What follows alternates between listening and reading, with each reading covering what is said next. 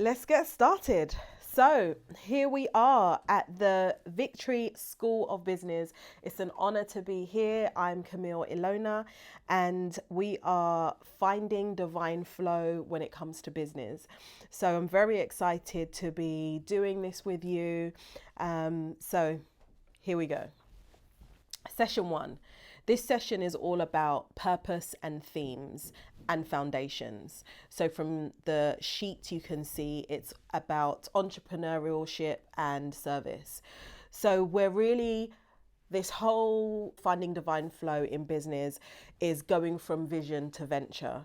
So whatever that vision is that's inside of you, going from that, going from the idea to making it a reality. And there are so many ideas that we may have in business. And the thing that I was thinking about recently is God sends ideas almost like as light as a feather, and it comes down and these ideas just drop. But it's what we do with those ideas that put weight on it. So it comes in as light as a feather, but when we take pen to paper and we capture it, we don't just let it float away, but we actually grab a hold of that feather. We put weight on it. We start to write. We start to take action. We get results. We scale it. We take it to another level. We move it and move it and move it. Is how we connect heaven to earth. It's how we go from idea to reality. It's how we go from let thy kingdom come, let thy will be done on earth. I'm going to play my part as it already is in heaven. So let's get started with session 1. So the first point is entrepreneurship and service. Entrepreneurship is what you do as a business owner, how you take that idea from a reality and then into profit, because we're talking about business here. And businesses are here to make profit. That's the essence of business, but it's also about service. So what is your service? In my business, I would always sign off my emails with, it's an honor to serve you, because actually I realize that what I'm doing is service. So your business is service, and externally, entrepreneurs wear many hats. So especially when you're starting out in business, you're just getting started, you are the accountant or you're liaising with the accountant, but you're having to put all the receipts and all the figures together. You're the marketer, you're putting all the ideas together, you're doing the marketing, you're putting it out, you're producing the product, you're selling the product, your customer service, your returns. You wear so many different hats until you then begin to build and bring more people in to help you, whether they're external contractors that help you with different elements like an accountant, or whether they're actually staff that you start to bring on, whether it's part-time or full-time, and eventually grow a whole team and look at scaling and potentially even exiting or selling the business. Internally, the vision, having courage and having motivation. These are things that you need inside of you, especially when you're just getting started with an idea. So you could be starting, maybe you have a full-time job and this is something that you're doing on the side, and you're spending your evenings, your weekends and any spare time, lunch breaks that you have available to pour into your business idea, to do your research, to start selling. And you're keeping an eye on the website, and in the evening you're maybe sending out orders or you're fulfilling the service, whatever it is that you're doing. But as that solo entrepreneur on those early beginning stages, in those first few weeks and months, you are, as I said, wearing many hats, but internally you have to keep that vision going. So this is the idea that I have. This is why I want to do it. This is a vision. This is my drive. This is my determination that we're going to get into. But you have to keep that idea going. You've got to keep that vision alive. You've got to keep yourself motivated when you're like, oh, I can't be bothered with this anymore. Oh, I haven't had any sales this week. Oh, things have slowed down. Or things are going really, really well. Oh my gosh, I'm maybe not scared of failing. I'm scared of success, because actually this is going incredibly well. It's going way better than I thought. Am I going to sabotage myself and pull back and maybe not fulfill orders, maybe not be as excellent because I didn't realize it was going to be this good, and maybe friends or family or people are a little bit jealous? So you have to keep that vision going. You go back to your why. We're going to get into that as well. But you go back to the why. Why am I doing this? What is the bigger purpose? And that's why this is such an important foundation to start on, the purpose. Because this purpose is going to keep you going. It's going to keep you motivated when you don't feel like it. It's going to keep you going when you're just like, I don't think I can do this anymore. It's going to keep you going when you're like, this is going way better than planned, and I'm now afraid of the success. The purpose is what's going to keep you going. The themes are what's going to strengthen that foundation as well. Because you begin to look at the themes and you begin to realize this is bigger than me. There's a whole golden thread in my life why I must do this. This isn't optional. I have to do this work. So you want to stay motivated and encouraged. So second of all, as I've just alluded to, we're talking about purpose and themes. Your life leaves clues. And it's important to do what you feel passionate about, whether the passion comes from pleasure or it comes from pain. There are people who are passionate about what they do. I had a passion for fashion, loved fashion. So that's what I ended up moving into. I was passionate about it. I loved it. I was excited about it. I went to the London College of Fashion and I would design and I would make my own things and make things for other people. And I'd see someone walking, I'd be like, oh, I love the tail of that jacket. And I can see that on a dress. I was passionate about it. I would be asking on my Facebook, tell me in one word what you're wearing today. How does it make you feel? I was passionate about it. I was using it in different ways. I would take pictures of a fabric shop and then I'd take a picture of a fabric. What am I going to do with this? And then I'd make something. I'd be like, this is what I did. I was passionate about fashion. And so that then led me to go to the London College of Fashion, start my own fashion label. And then I realized, I've got this little niche here of these women's clergy wear where they're wearing the collar to preach. And okay, let me see if there's some more leverage in this. And then I was like, okay, let me put it on my Facebook page and let me run some ads and see if anyone would be interested in this one little side of this clergy fashion that I did.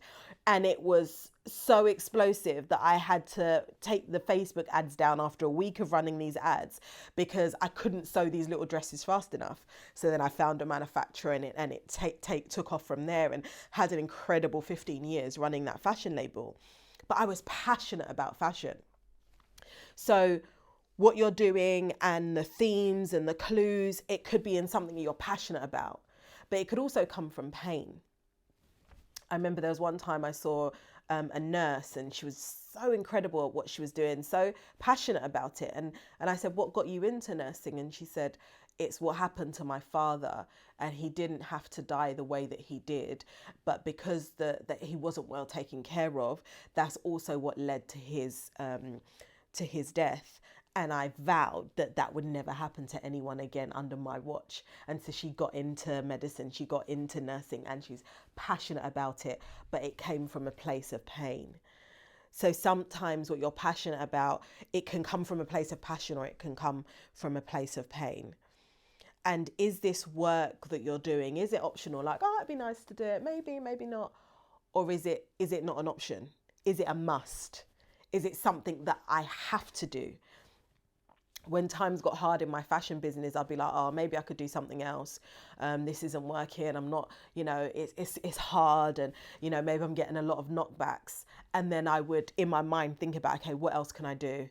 I could do this, I could do that. But really, I want to do fashion. And so then it just drove me. It drove me because there was no other option. I didn't want to do anything else. This is what I wanted to do. And actually, if I left it and chose to do something else, in the back of my mind, I'd be thinking about fashion. I would still be passionate about what I was passionate about. Now we look at Joseph. And I'm looking at gifting and influence. Joseph was a dreamer. And this theme of dreams followed Joseph throughout his life. In the early years, it caused him pain.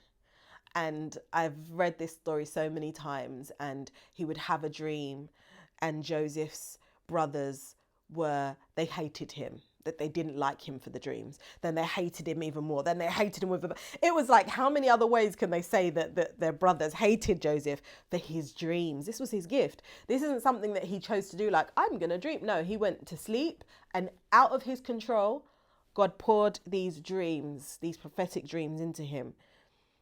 He was a dreamer. And this theme followed him. In his early young years, it caused a lot of pain. But actually, in his later years, it was the thing that was the greatest deliverance. It was the thing that delivered his family and saved a whole nation. These dreams took him out of prison and took him to the palace. So sometimes there's something that is innate within us. It's within our DNA. It's part of who we are. We can't get away from it. And that's the very thing that could be the thing that we do in business, that we do as a service, that is our gift to the world in some way, shape, or form. So think about your gifting and think about the influence that you have. Think about the things that people are always asking you to do. Esther, beauty and justice.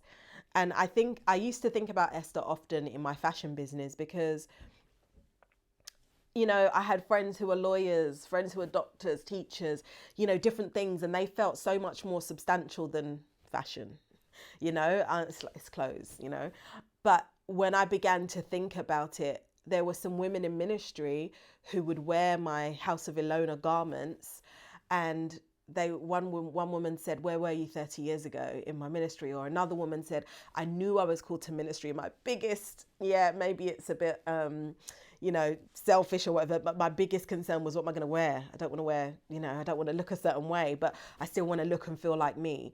And so my fashion, my style, my design gave that woman that extra bit of oomph to be like, I'm going to do this ministry and I'm going to look good. So beauty and justice. Now with Esther, she had her beauty. And again, she could have been like, what's beauty? I mean, I've got friends who are doctors and lawyers and this and that. What's beauty? But actually her beauty ended up saving a nation. Actually, her beauty is the theme that followed her throughout her life. Her beauty is what caused her to be selected as queen and then save a nation. And so again, whether you feel like you have a real weighty, yes, this is really substantial, or, oh, it's only whatever it is that you do, don't belittle it. Don't take it lightly, because the very thing that you do could be such a breakthrough for someone. We just don't know. So take it with some weight. Take it with some importance and significance, because it's easy to look at beauty and, maybe fashion and, create the creatives and be like, oh, is it really anything substantial? And I remember someone said that, and then we looked around the room and there were so many different things that were designed by someone. And those beautiful things help to make the ambiance on the atmosphere. So don't take lightly beauty and the creative spaces as well. And when I think about myself, Camelle Ilona, fashion and ministry, there were 5 themes that I saw was like a golden thread through my life, and things that I loved and things that I was passionate about. It was fashion, ministry, marketing, business, and purpose. Also, sitting in a session one day and hearing someone's story, and it made me reflect on my own story. And then I was like, hold on a minute. My maternal grandfather was a renowned tailor in Jamaica, and my paternal grandfather was a preacher. So you've got a tailor and a preacher and this granddaughter who designs women's clergy wear or clothing for women preachers. And it's not something that I was like, because of this and this, I'm going to know. I was like 5 years deep into this thing when I made the connection. So again, what are these themes streaming down, even the bloodline and from your siblings and parents, and where are you drawn to, your friend circles, college, university, the school you went, the teachers you were drawn to? What are the themes that you see and feel in your life, the things that you do for fun, the things that you're passionate about, the things that you volunteer to do, the things that you get paid to do? What are the themes that are following? We're going to dig into that some more. So it's important to study the patterns and identify the patterns, like, these are really great patterns that I can pull from my generations. But also it's important to break unhealthy cycles and understanding the difference between the two. Let's talk about you. It's time to explore your business idea, this venture that you have in your mind, this vision, this idea. And let's connect your life themes, pleasure, pain, and even see if there's a golden thread going through it all. So here we move into the journaling prompts. So you've got time after this to go away and really dig into this, but I'll just gently go over some of the questions so that you know what's coming up for you. So on your worksheets, it will say, what are 5 themes that you can identify in your life? I've already gone through mine and shared mine. What are your 5 themes?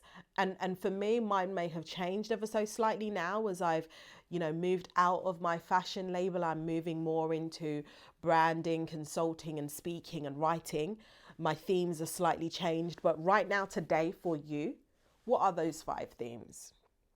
What are you passionate about? As I said, I was passionate about fashion. And as you can probably hear now, I'm really passionate about speaking. I'm really passionate about sharing my journey. And I believe that fashion is part of the journey. And I don't believe that fashion journey is over, maybe for now, but I believe it's coming back because I'm so passionate about fashion. What pain have you witnessed and experienced? Because again, this purpose can come through pain, but it can also come through passion. And I really believe that it's important to think about the themes and the threads, because when you have a strong theme and a thread, it keeps you going in those hard times. It's hard to choose something completely random and outside of yourself to do for business, because it can be hard to sustain that thing. But when you've got something that's already in you, it's part of your story, it's part of your themes, it's part of who you are, it's definitely something you can carry on with. What is or are your potential business ideas?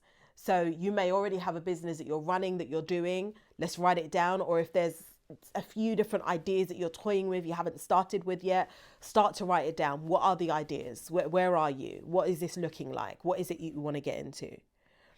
And this next question talks about why. Why do you want to do what it is that you do? So with that business idea, whether it's something you already do or something you're considering, why do you want to do this? Write that down. Write down your first answer, why you want to do it. Once you've written that down, we go to the second why. Why is that you just wrote down important? Then you go to the third why. Why is that? We're digging. Keep digging. I want you to get that shovel out and dig in the inside of yourself. We are mining for gold. You keep going. Why is that important? And then you get to the final why. And it may take a little while. It may really take you to go into your mind, go into your heart and figure out, okay, why? I don't have anything else. Keep going. Why? We want to get down 5 whys deep. Because when you get to that final why, that's the thing that you hold on to. That's typically what it's all about. That's typically the core of what's really important to you. And then, is there a golden thread? Is there a golden thread that you can see through it all? So have a write of that. And finally, just some homework. If that thing, the thing that worries you about the future, whether it's finances or health, but if that thing was no longer an issue, if you've been able to travel the world, buy what you need and live a comfortable life and help many people, if this happened to you, say by this time next year, you've done the traveling, you've got the this, the that, whatever that, this and that is for you, you've got it. How would you then like to spend your time? Describe what a day would look like for you. Journal. Let your imagination run wild. Describe a day in detail. Extend it to a week, even a month, even the whole year. What would the year look like? This time next year till the end of the year, what would it look like for you? As you do this powerful exercise, the things that are most important to you will suddenly become evident. And as a homework extension, write a list of 101 things that you would like to be, do, or have. And it may take a while. The first 5 or 10 will probably be easy. Like, oh, one day I'd love to have this, that, the other. Keep writing it.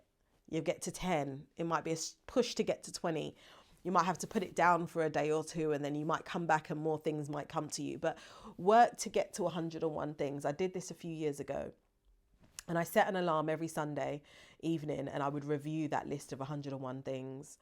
And I would find that I've gone further down and there's more things that are getting ticked off, and maybe there's a few more things that I'm adding, and there might be a few things that I take away that aren't as important to me anymore as I change and as I developed.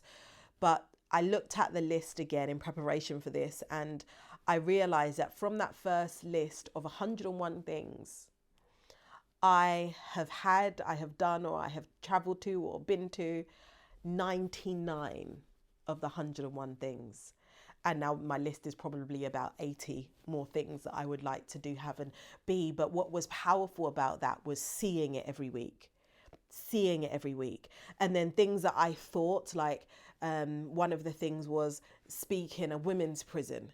And I hadn't realized that a friend had invited me to come and speak somewhere. And then when I asked her what it was, because it didn't seem like a prison, but actually it was like a detention center. And I was like, oh my gosh, that was on my list. I got to travel to LA with my friend, and then the last minute we booked and we went to go see the LA Lakers, which was just incredible. Had an epic time there at this basketball game. And when I looked at my list the other day, it had go to an NBA game. So it's the power of vision, the power of write the vision, make it plain, because you read it, and then before you know it, you're running with it. Write the vision, make it plain. As a homework bonus and extension, write a list of 101 things, however long it takes, but set a reminder to review it. Look at the vision, read it, write it, make it plain, run with it. This was Vision, Themes and Foundations. Thank you.